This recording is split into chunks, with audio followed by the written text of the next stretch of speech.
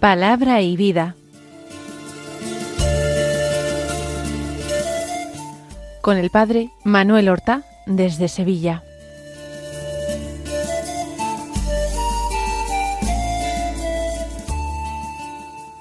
En el nombre del Padre, y del Hijo, y del Espíritu Santo. Amén. Alabados sean Jesús y María. Muy buenos días, queridos amigos, oyentes de Radio María y seguidores del programa Palabra y Vida. Hoy es el lunes de la sexta semana de Pascua, un lunes que es 6 de mayo y en el que continuamos celebrando este mes en honor, en obsequio de la Santísima Virgen María, nuestra Madre. Muchísimos santos han compuesto oraciones, cuando no libros, obras, o han escrito poemas en honor de la Madre de Dios. Uno de estos santos fue San Felipe Neri, un santo verdaderamente simpático, cercano, un santo en permanente contacto con niños, con adolescentes, con jóvenes que lo querían muchísimo, así como él también les quería y se entregaba a ellos, y los conducía por el camino de la piedad y de la virtud, y por supuesto del amor a la Virgen. Compuso esta oración para recitarla todos los días como prólogo a un ejercicio del mes de mayo. Dice así esta oración que a mí me gusta mucho y recito a diario estos días. Madre mía, déjame que te llame así, aunque sea el más pobre y el más malo de tus hijos. Para los más pobres tienes tú, dulce madre, las más espléndidas generosidades, y para los más malos, tus ternuras más maternales. Mírame, oh madre mía, mírame a tus pies, con esa mirada de misericordia, con que las madres envuelven a sus pobres hijos. Soy hijo tuyo, porque Jesús me ha confiado a ti, porque tú me has aceptado por hijo, porque yo te he escogido por madre, porque yo te confieso la mejor, la más buena, la más tierna de las madres, y no puedes mirarme, a pesar de mis miserias, ni con indiferencia, ni con desamor. Mi ruindad misma no es un título más que me hace acreedor a tu benigna indulgencia, tú que eres reina y madre de misericordia. Aquí me tienes en brazos de tu maternal bondad. Quiero rendirte un tributo de cariño y gratitud durante este mes de mayo, mes florido para ti. Mi alma no tiene flores que ofrecerte, porque me veo estéril para toda virtud, lleno de miserias, pecados e imperfecciones. Te ofrezco en cambio, madre mía, mi vida entera, mi alma toda, en homenaje de total entrega a ti. Sé mi reina para compadecerte de mí, sé mi madre para quererme. Compadéceme, quiéreme siempre, no me desampares nunca, vela por mí para que sea un trofeo más de tu misericordia y bondad en la tierra y en el cielo. Amén. Esta oración es, como digo, la oración propia para cada día en este ejercicio compuesto por San Felipe Neri. Lo que es cierto es que con un devocionario u otro, aunque sea simplemente rezando unas cuantas Aves Marías, o la Salve, o el Bendita sea tu pureza, el Acordaos, cualquier oración que conozcamos, que no dejemos de saludar y honrar a la Santísima Virgen María en estos días, que no desperdiciemos ninguna ocasión para venerar una imagen suya, una advocación suya, de entrar a visitar alguna capilla en su honor o donde haya una imagen suya que nos provoque devoción, o hagamos una pequeña romería rezando el rosario a algún santuario de la Virgen. Vamos a escuchar la palabra de Dios que se proclama en la liturgia de la misa del día. Continuamos la lectura continuada del Evangelio de San Juan. Estábamos leyendo el capítulo 15 y hoy continuamos. Vamos a leer desde el capítulo 15, versículo 26, hasta el capítulo 16, versículo 4. Dice así: En aquel tiempo dijo Jesús a sus discípulos: Cuando venga el Paráclito, que os enviaré desde el Padre, el Espíritu de la verdad que procede del Padre, Él dará testimonio de mí, y también vosotros daréis testimonio, porque desde el principio estáis conmigo. Os he hablado de esto, para que no os escandalicéis. Os excomulgarán de las sinagogas, más aún, llegará incluso una hora cuando el que os dé muerte pensará que da culto a Dios. Y esto lo harán porque no han conocido ni al Padre ni a mí. Os he hablado de esto para que cuando llegue la hora os acordéis de que yo os lo había dicho. Continúa esta enseñanza extraordinaria de Jesús que recoge el cuarto Evangelio, unos discursos de despedida de Jesús durante la última cena a sus discípulos, en concreto a los apóstoles, en ausencia ya de Judas Iscariote, que había abandonado el cenáculo. Jesús ha comenzado a revelar al Espíritu Santo. A lo largo de su vida, él ha hecho referencia continua a su Padre. Él ha venido para cumplir en todo la voluntad del Padre, para llevar a cabo su obra, la salvación de los hombres. Pero es solamente al final de su enseñanza, y concretamente en estos discursos de la última cena, en los que Jesús va a empezar a hablar claramente del Espíritu Santo. Va a completar esa revelación profundísima del ser de Dios y de la vida íntima de Dios, que es la Santísima Trinidad. Por eso comienza la enseñanza de hoy diciendo: cuando venga el Paráclito, que os enviaré desde el Padre, el Espíritu de la verdad que procede del Padre, Él dará testimonio de mí. Ya decíamos en el programa de ayer que Paráclito significa defensor, abogado, y que Jesús había empezado ya a anunciarlo y a prometerlo desde el capítulo 14 de este Evangelio. Yo os enviaré desde el Padre al Paráclito. En la profesión de fe, en el símbolo de la fe o credo que nosotros recitamos en misa, afirmamos del Espíritu Santo que procede del Padre y del Hijo, y que es igualmente como ellos Dios, que con el Padre y el Hijo recibe una misma adoración y gloria. Ese es el Espíritu Santo, el defensor que Jesús está prometiendo enviar desde el Padre. Por tanto, tiene su origen, procede como todo don del Padre, pero por medio del Hijo, a través del Hijo, con la cooperación del Hijo, procede del Padre y del Hijo. El Espíritu de la verdad.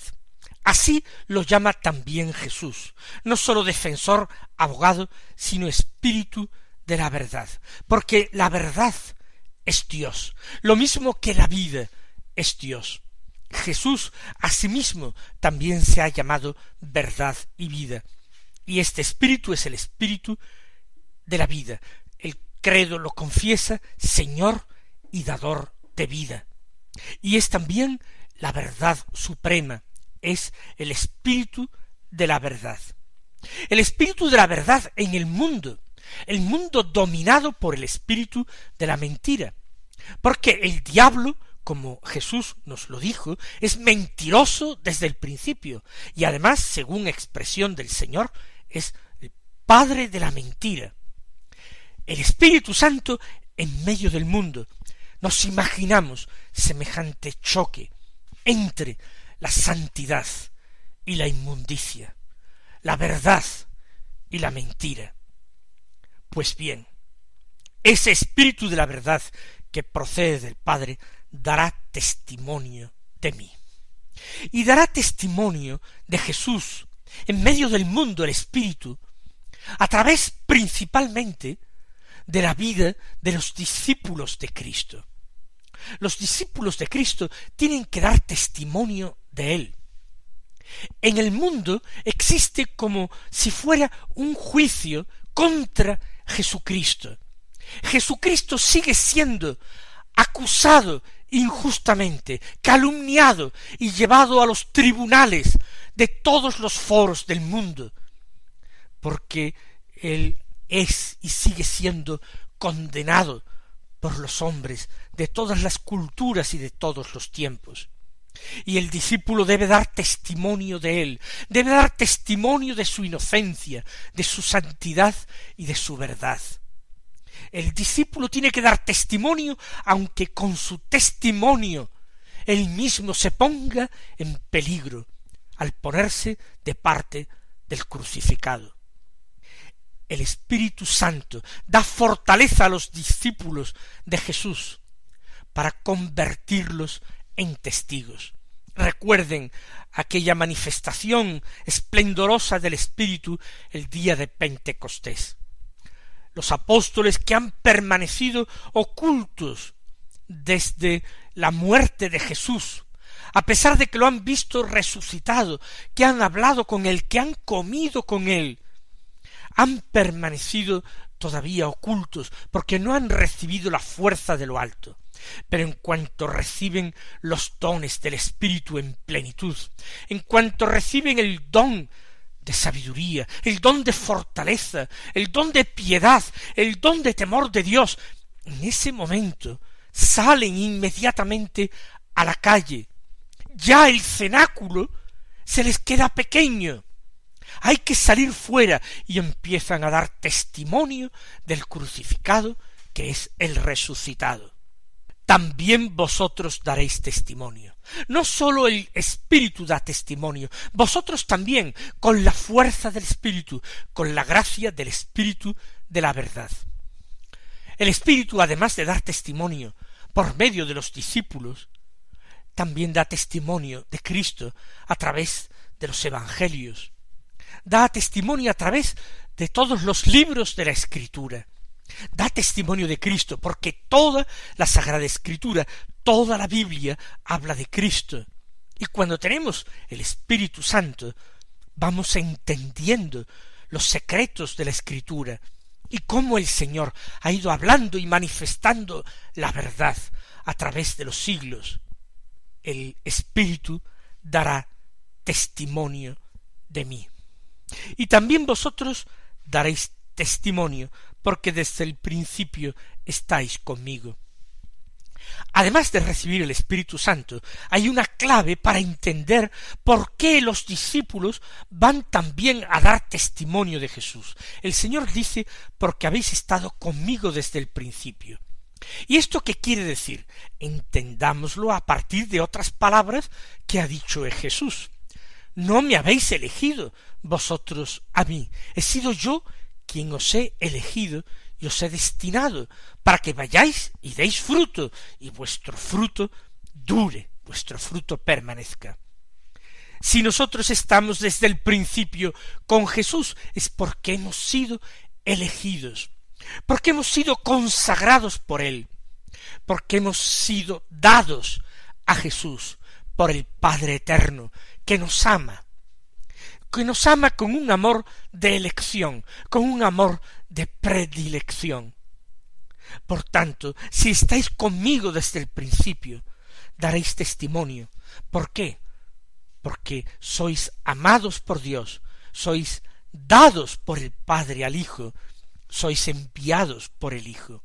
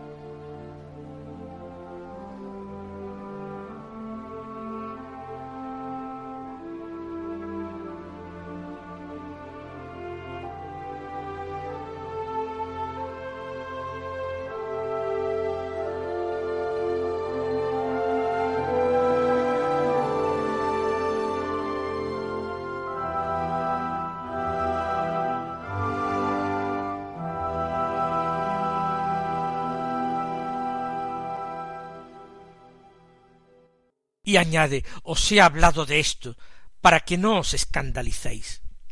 Hay que conocer estas maravillas que obra Dios, las maravillas de su amor. Hay que recordarlas continuamente. Hay que meditarlas como nosotros vamos haciendo día tras día a través de este programa Palabra y Vida, meditando la palabra de Dios.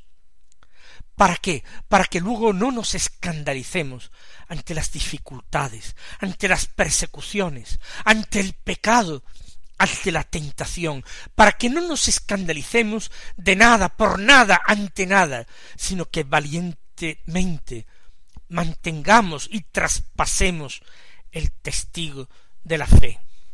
Conforme avanza nuestra vida terrena y se acerca nuestra muerte temporal, es posible que veamos con más claridad estas cosas, y que el Señor nos ha hablado y nos habla continuamente y aun cada día, para que no nos escandalicemos, para que no nos turbemos, para que no nos dejemos llevar por el temor, por la desesperanza, por la angustia, por todo eso que hace presa en los hombres mundanos.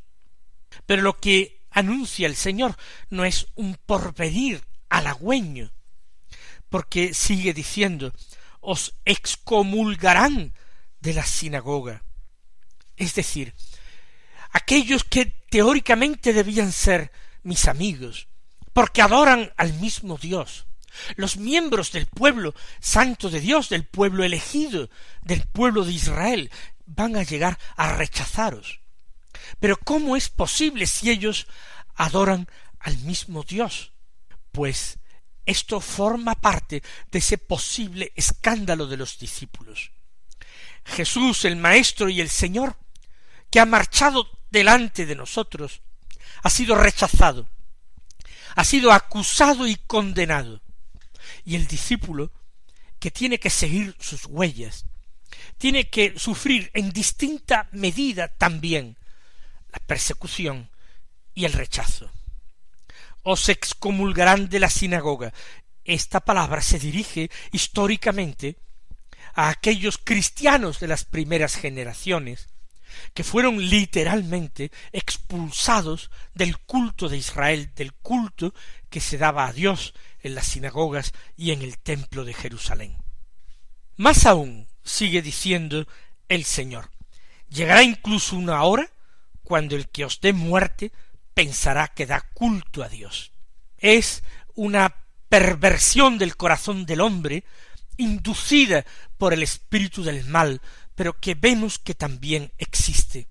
Cuando hombres religiosos crean que dan culto a Dios, dando muerte a los discípulos de Cristo. ¿Cuándo el Dios de Israel, el verdadero Dios, cuándo ha querido la muerte de las personas buenas? ¿Cuándo ha querido la muerte de los justos?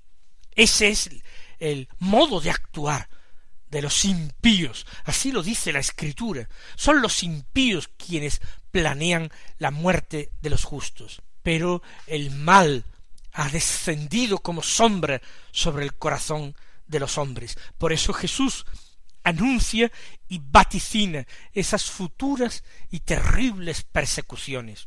Llegará incluso una hora, llegará un momento histórico que incluso el que os dé muerte pensará que da culto a Dios, que agrada a Dios. Vamos nosotros también a ponernos sobre aviso.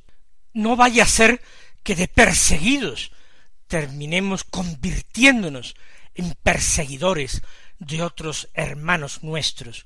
Corrijamos siempre nuestro comportamiento, examinémonos a nosotros mismos con sinceridad.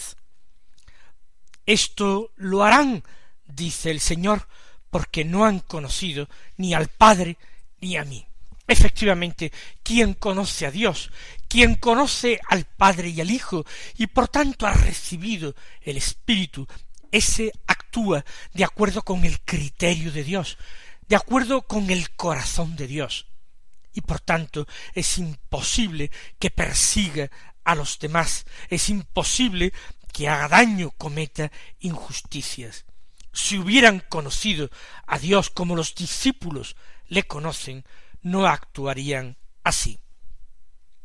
Y sigue diciendo el Señor: os he hablado de esto para que cuando llegue la hora os acordéis de que yo os lo había dicho. Jesús tiene un propósito de consolar a sus discípulos. Él previene con todo empeño que los suyos queden desmoralizados, desconcertados, turbados ante ese escándalo terrible que va a suponer la pasión y la muerte. Un escándalo y una prueba para la fe.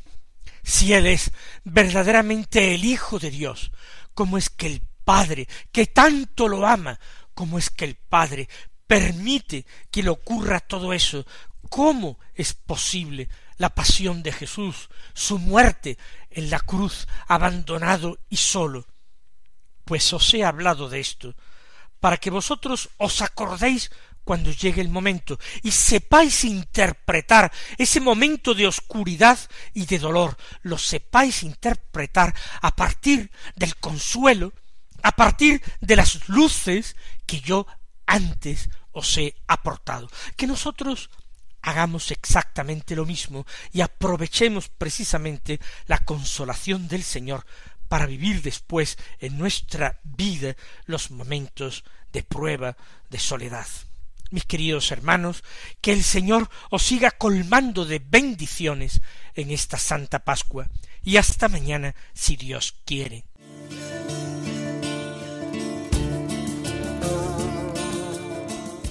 Han escuchado en Radio María Palabra y Vida, un programa que dirige el Padre Manuel Horta.